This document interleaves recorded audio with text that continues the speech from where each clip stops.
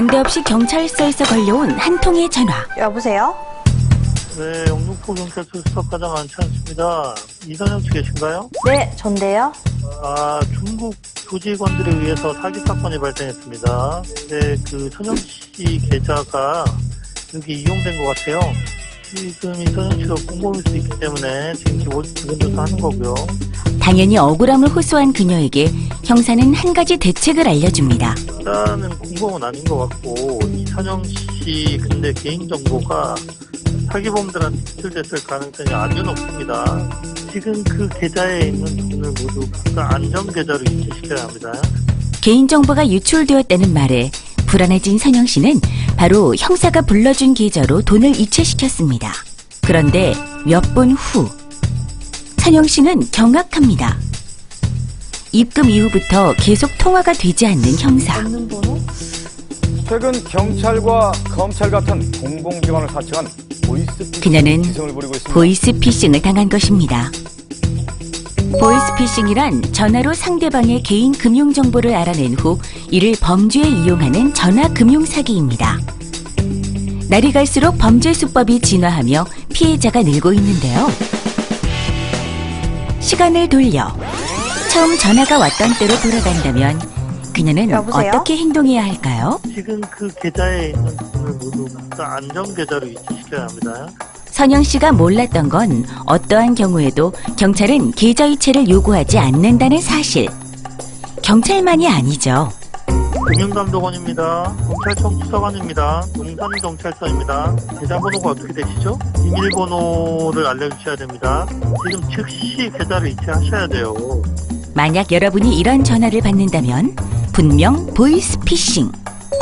경찰은 물론 검찰, 금융감독원 등 공공기관은 개인정보를 묻거나 현금을 빼서 집으로 옮기라고 하거나 혹은 계좌 이체를 요구하지 않기 때문이죠. 그렇다면 이 순간 그녀는 어떻게 해야 할까요? 어느 부서라고 하셨죠? 제가 전화 드릴게요. 형사님 이름 좀 알려주세요. 수사 중이라서 바빠요. 그러니까 지금 당장 얘기를 해야 된다고요. 제가 경찰서로 다시 전화 드린다니까요. 전화가 걸려와 개인정보를 요구하는 경우 우선 전화를 끊고 직접 해당 기관에 전화를 해 사실을 확인해야 합니다. 그리고 만약 사기범의 말에 속아 계좌 이체를 했다면 그 즉시 은행에 전화를 해 계좌 정지를 요청해야 하죠. 개인 금융정보를 빼내가는 것 외에도 보이스피싱 수법은 다양합니다. 네, 여보세요? AB캐피탈입니다. 고객님께서 저금리 대출 상품 이용이 가능하셔서 전화드렸습니다.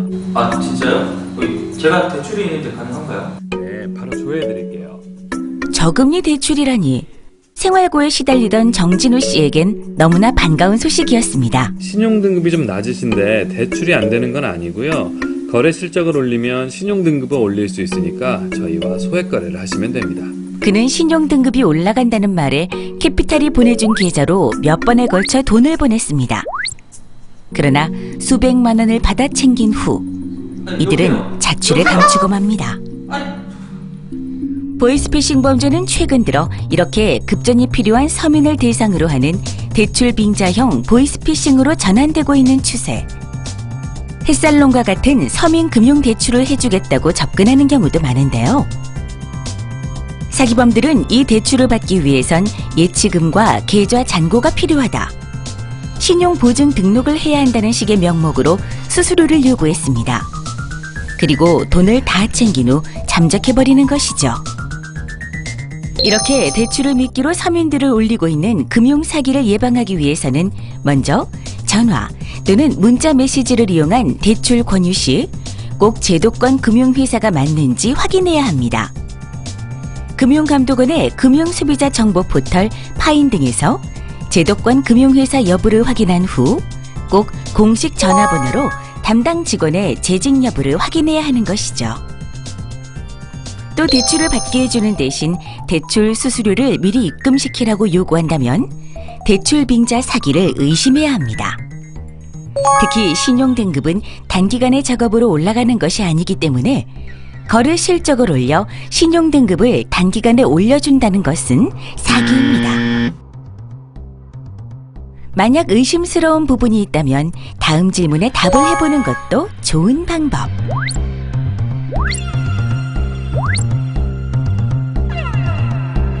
질문들을 보고 혹시 보이스피싱 피해를 입은 건 아닌지 조금이라도 걱정이 된다면 금융감독원 콜센터나 112로 문의하시기 바랍니다. 퇴근 후 느긋한 한때를 보내던 진수 씨는 오랜만에 전 직장 동료의 연락을 받았습니다.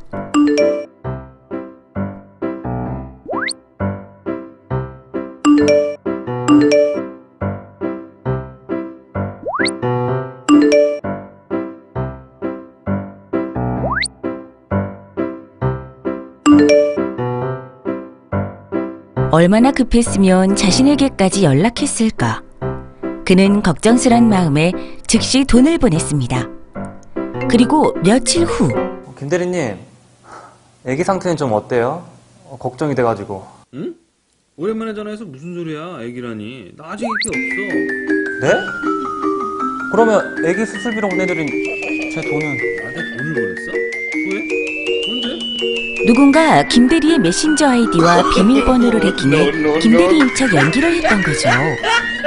진수 씨는 이렇게 메신저 피싱의 피해자가 되고 말았습니다. 메신저 피싱 사건이 일어나는 건 상대의 얼굴이나 목소리를 확인할 수 없기 때문입니다. 따라서 돈을 요구하는 경우 반드시 전화를 걸어 본인임을 확인해야 하죠. 또 정보 유출에 염려가 있는 메신저로 개인정보를 주고받는 것은 절대 금물. 특히 메신저 해킹을 막기 위해 정기적으로 비밀번호를 변경하고 공공장소에서 금융거래를 하는 것도 삼가야 합니다. 스마트폰의 활용이 많아지며 문자와 인터넷이 결합된 금융사기 또한 급증하는 추세입니다. 예를 들어 볼까요? 문자가 도착합니다. 택배가 반송되었다니 별 의심 없이 클릭하겠죠? 그런데 아무것도 뜨지 않는 화면. 대신 잠시 후 내 통장에 돈이 인출됩니다. 무슨 일이 생긴 걸까요? 이것은 문자 메시지를 이용한 금융사기. 청첩장, 무료 쿠폰, 우편물 반송, 교통 범칙금 조회 등 일상적인 문자에 링크 주소를 보내고 받은 사람이 클릭하면 자동으로 악성 코드나 앱이 설치됩니다. 이를 통해 피해자가 모르는 사이에 소액 결제가 되거나 스마트폰 안에 저장된 개인정보가 빠져나가게 되는 것이죠. 이런 걸 스미싱이라고 합니다. 스미싱으로 인한 피해를 예방하기 위해서는 우선 출처가 불분명한 링크 주소를 클릭하거나 앱을 설치해서는 안 됩니다. 또 스마트폰에서 자동 결제가 되지 못하도록 미리 결제 서비스를 차단시키는 것도 좋은 예방법이겠죠. 선희 씨도 얼마 전 엄청난 사건을 경험했습니다. 은행 홈페이지에 접속하자마자 뜬 팝업 창. 사기 예방을 위해 금융정보를 입력했습니다. 보안카드 정보도 꼼꼼하게 다 적어 넣었죠. 그런데 정보를 다 채워넣자 50만 원이 출금되었다는 문자가 날라옵니다. 안녕하세요. 금융감독원 직원인데요. 전산장으로 생긴 출금 때문에 전화드렸습니다. 30분이면 다시 입금이 될 예정입니다. 전산장애라니 기다려보기로 합니다. 그런데 얼마 지나지 않아 또 돈이 인출됩니다. 팝업창을 이용한 금융사기였던 거죠. 또 포털 사이트에 개인정보가 유출되었다며 금융거래 정보를 요구하는 경우도 100% 사기. 이렇게 이용자가 정상적인 홈페이지 주소로 접속해도 팝업창 등을 이용해 가짜 사이트로 연결하는 금융사기 수법을 파밍이라고 합니다. 그렇다면 진짜 사이트와 가짜 사이트는 어떻게 구분할 수 있을까요? 가장 큰 차이는 보안카드 번호를 전부 입력하라고 하는 등 과도하게 많은 개인정보를 요구하는 것입니다. 이런 파밍 사기의 피해를 입지 않기 위해서는 잘 알지 못하는 이메일은 열어보지 않고 바로 삭제하거나 보안카드 등의 비밀번호를 자주 바꿔주어야 합니다. 만약 바이러스 감염이 염려된다면 한국인터넷진흥원을 통해 바이러스 치료를 받는 것이 안전한 해결책이죠. 경기가 어려울 때면 쉽게 돈을 벌 수 있다는 유혹에 솔깃하기 쉽습니다. 식당 운영에 어려움을 겪던 재현 씨도 마찬가지. 그는 지인에게 한 회사를 소개받습니다. 네, 저희 회사는 부동산 경매 전문 회사입니다. 불경기라 경매로 나온 건물들이 엄청나게 많거든요. 싸게 낙찰받아서 비싸게 팝니다. 수익률이 무려 30%가 넘어요. 거기다 원금까지 안전하게 보장해준다는 말에 재현 씨는 1,000만 원을 투자합니다. 그리고 몇 달 동안 회사는 매월 30만 원씩 꼬박꼬박 이자로 보내왔습니다. 믿음이 생긴 재현 씨는 대출까지 받아 2천만 원을 추가로 투자합니다. 그런데 몇 달 후 더 이상 연락이 되지 않는 회사. 심지어 사무실까지 폐쇄되었고 그는 투자금 전부를 날리고 말았습니다. 이렇게 고수익과 투자 원금을 보장한다며 불특정 다수의 투자자를 속이는 금융사기 수법은 유사 수신행위, 인허가를 받지 않은 불법 자금 모집업체, 즉 유사 금융단체에 투자한 돈은 예금자 보호법의 보호 대상이 아니므로 어떤 보장도 받을 수 없습니다. 따라서 철저한 주의가 필요합니다.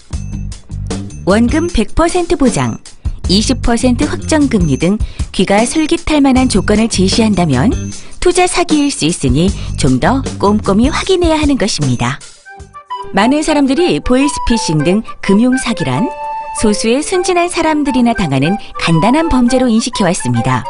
그러나 수법이 날로 정교해지는 만큼 누구라도 금융사기의 피해자가 될 수 있습니다. 금융사기로 인한 피해를 예방하는 최선의 방법은 유행하는 수법들을 미리 공부하는 것. 금융사기는 아는 것이 예방이고 알면 충분히 대처할 수 있기 때문입니다.